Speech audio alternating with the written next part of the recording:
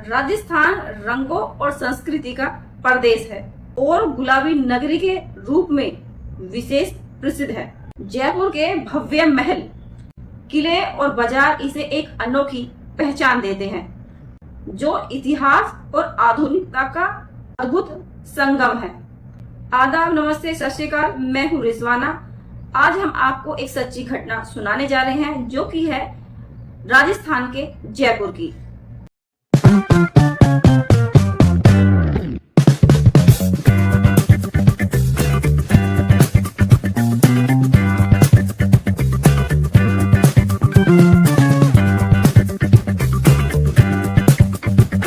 तो चलिए शुरू करते हैं। ये कहानी है राजस्थान की राजधानी जयपुर में एक इलाका है मोहाना। वहां पे 15 मार्च 2025 को एक दिल दहलाने वाली घटना सामने आई। कुछ समय पहले की बात है। उत्तर प्रदेश के मेरठ में सौरभ हत्याकांड होता है, जिसमें सौरभ की पत्नी मुस्कान, उसने अपने प्रेमी साहिल के साथ मिलकर अपने पति, जो मर्चेंट नेवी में काम करते थे, और 2 साल बाद वो भारत वापस आए थे। मुस्कान ने अपने प्रेमी के साथ मिलकर अपने पति सौरभ की बेरहम तरीके से हत्या कर दी और मुस्कान ने और उसके प्रेमी ने मिलकर सौरभ की हत्या की और उसके शव के करीब 15 टुकड़े कर दिए। टुकड़े करने के बाद एक प्लास्टिक के ड्रम में भर दिए और उसके बाद उन पर सीमेंट का एक खोल डाल दिया, जिससे उसका अपराध छुप सके, और वो घर के कमरे में ही रख दिए जहां पर वो रहती थी। ये खबर तो आपने सुनी होगी। इस खबर ने पूरे देश को झंझोर कर रख दिया। सौरभ हत्याकांड को अभी भूले ही नहीं थे, लेकिन सौरभ जैसा हत्याकांड भारत में राजस्थान के जयपुर में सेम वैसा ही हत्याकांड हुआ, जिसमें एक पत्नी ने अपने प्रेमी के साथ मिलकर अपने पति की हत्या कर दी। उस महिला ने न सिर्फ अपने पति की हत्या की, बल्कि हत्या करने के बाद उसके शव को प्लास्टिक के एक बोरे में रखकर अपने प्रेमी के साथ बाइक पर बैठकर उस शव को शहर में चक्कर लगाए। आरोपी पत्नी और उसका प्रेमी बेखौफ निडर होकर उसके पति के शव को वो बाइक पर रखते हैं और जयपुर के गलियों से शहर में वो घूमते हैं। उसकी जो घूमने की फुटेज थी वो सीसीटीवी कैमरे में रिकॉर्ड हो जाती है। दोस्तों, महिला ने अपने प्रेमी के साथ मिलकर अपने पति के शव को बाइक पर रखकर 5 किलोमीटर तक चक्कर लगाए, ताकि वो उस शव को ठिकाने लगा सके, जिससे वो अपराध को छुपा सके। फिर उसने एक सुनसान जगह देखी और उस जगह पर जाने के बाद उसने शव को रखकर शव को जला दिया। दोस्तों, ये कोई फिल्मी कहानी नहीं है, बल्कि ये जयपुर की सच्ची घटना है। यहाँ पर एक पत्नी अपने ही पति की कातिल बन गई। दरअसल गोपाली का पति धन्नालाल, जो कि सब्जी बेचने का काम करता था, गोपाली एक फैक्ट्री में काम करती है।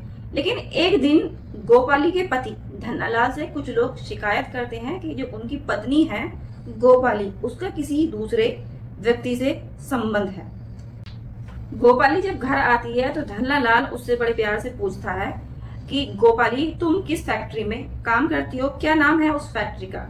जिस पर गोपाली कहती है कि मुझे नाम नहीं पता, लेकिन मैं नजदीक एक फैक्ट्री है वहां पर काम करती हूँ। गोपाली से धन्नालाल कई बार उसके फैक्ट्री का नाम पूछने की कोशिश करता है। बार बार वो उससे पूछता है, लेकिन वो नहीं बताती। क्योंकि एक दिन गोपाली सुबह उठकर अपनी ड्यूटी जाती है फैक्ट्री में, जिस पर जो गोपाली का पति है धन्नालाल, वो अपनी पत्नी का पीछा करता है। वो जानना चाहता है कि गोपाली कहाँ पर और किस फैक्ट्री में काम करती है। जो लोगों ने उसको बताया था, क्या वो सही है या फिर गलत है, क्योंकि वो जानना चाहता था क्या गोपाली झूठ बोल रही है या वो लोग झूठ बोल रहे हैं जिन्होंने गोपाली के बारे में उनको बताया था।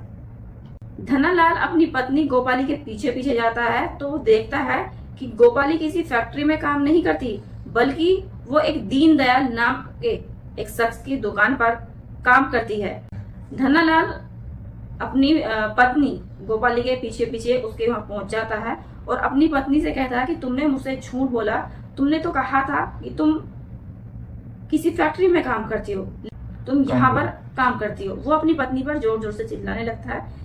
गोपाली और धन्नालाल जोर जोर से झगड़ा करते हैं। इस दुकान का जो मालिक है दीनदयाल, वो उनके झगड़े के बीच में आ जाता है, वो उनसे बात करता है और वो कहता है कि हम इस बारे में बैठ के बात करते हैं।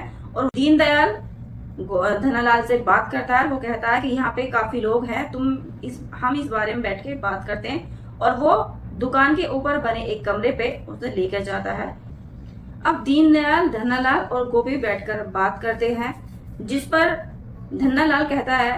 धनालाल गोपी से कहता है कि गोपी, तुमने मुझसे झूठ बोला था कि तुम एक फैक्ट्री में काम करते हो, बल्कि वो झूठ था, तुम यहाँ पर काम करती हो। कुछ टाइम पहले कुछ लोगों ने धनालाल से कहा था कि उसके पत्नी का, गोपी का, किसी दूसरे शख्स से गैर संबंध है, लेकिन दूसरा शख्स कोई और नहीं था बल्कि दुकान का ही मालिक दीनदयाल कुशवाहा था, जो कि उस वक्त वहीं पर मौजूद था। दीनदयाल का गोपाली से कई सालों से प्रेम प्रसंग था।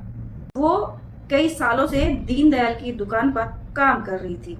इसी बात पर तीनों की बहस होती है और बहस इतनी ज्यादा बढ़ जाती है कि दीनदयाल धनालाल के सर पे पीछे से लोहे की रोड मार देता, जिससे धनालाल वहीं पे बेहोश होकर गिर जाता है। उसके बाद धनालाल जब बेहोश होकर गिर गया तो गोपाली और उसका प्रेमी दीनदयाल बैठकर बात करते हैं कि आखिर हम इस रास्ते के कांटे को हटा देते हैं और हमेशा हमेशा के लिए एक हो जाते हैं। और वो दोनों मिलकर धनालाल की गला घोंटकर उसकी हत्या कर देते हैं।